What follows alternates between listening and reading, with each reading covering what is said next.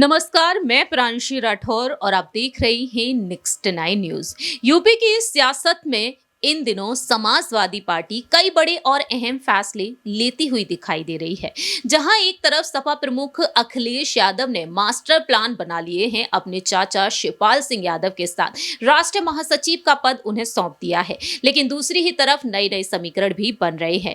कांग्रेस की भारत जोड़ो यात्रा ने नए समीकरण यहां पर बनाना शुरू कर दिया। भारत जोड़ो यात्रा जब यूपी में एंट्री की, उस वक्त यही कहा जाने लगा कि कहीं ना कहीं समाजवादी पार्टी का गठबंधन कांग्रेस के साथ देखने को मिल सकता है।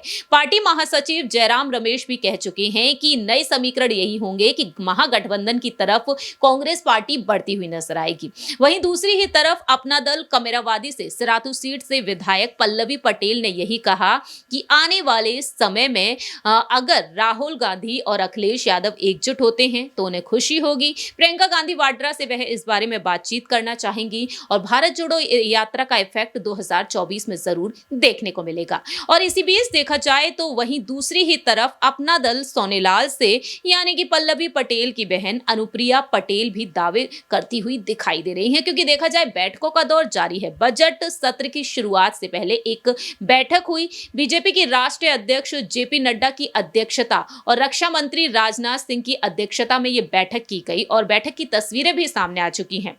दरअसल आपको बता दें कि इस बैठक में अहम मुद्दों पर चर्चा हुई है। यहाँ पर इस बैठक में शामिल हुई अनुप्रिया पटेल। राजनाथ सिंह की अध्यक्षता में एनडीए की बैठक में अपना दल से केंद्रीय मंत्री अनुप्रिया पटेल, आरपीआई से केंद्रीय मंत्री रामदास अठावले और अन्य नेता शामिल हुए। कई घटक दलों के नेता इसमें शामिल हुए, जहां पर विचार विमर्श हुआ। सत्र को लेकर रणनीति पर गहन विचार विमर्श किया गया। आपको ये भी बता दें कि संसदीय कार्य मंत्री प्रहलाद जोशी ने बताया कि बैठक में सभी सहयोगी दलों ने तमाम मुद्दों पर सदन में भाजपा और सरकार का समर्थन देने की बात कही। एनडीए में शामिल कई छोटे दलों के नेताओं ने सदन में चर्चा के दौरान बीजेपी से अपने कोटे में कुछ समय उन्हें नहीं देने की मांग की, क्योंकि संख्या की वजह से इन छोटे दलों को ज्यादा समय नहीं मिल पाता। उन्होंने बताया कि भाजपा ने अपने सहयोगी दलों से मांग मानकर अपने कोटे से आधे घंटे का समय सहयोगी दलों को देने का आश्वासन दिया है। और इस बैठक में केंद्रीय मंत्री पीयूष भी शामिल हुए। प्रहलाद जोशी, धर्मेंद्र प्रधान, भूपेंद्र यादव के साथ साथ तमाम यहाँ पर नेताओं ने हिस्सा लिया। वहीं बजट सत्र को लेकर अनुप्रिया पटेल ने कहा कि भारत सरकार श्री राजनाथ सिंह की अध्यक्षता में आयोजित एनडीए बैठक में प्रतिभाग कर अपनी पार्टी का पक्ष उन्होंने रखा। जी हाँ, उन्होंने साफ तौर पर यहाँ पर अपनी बात रखी है कि अपना दल का पक्ष उन्होंने रखा है। फिलहाल देखा जाए तो पल्लवी पटेल से यहाँ पर चर्चा भी की गई। हाल ही में उन्होंने अपने इंटरव्यू में बताया कि पारिवारिक तौर पर उनकी बहन अनुप्रिया पटेल के साथ उनका रिश्ता बहुत ही अच्छा है, लेकिन राजनीतिक लिहाज से देखा जाए तो सोच नहीं मिलती है, विचारधारा नहीं मिलती है।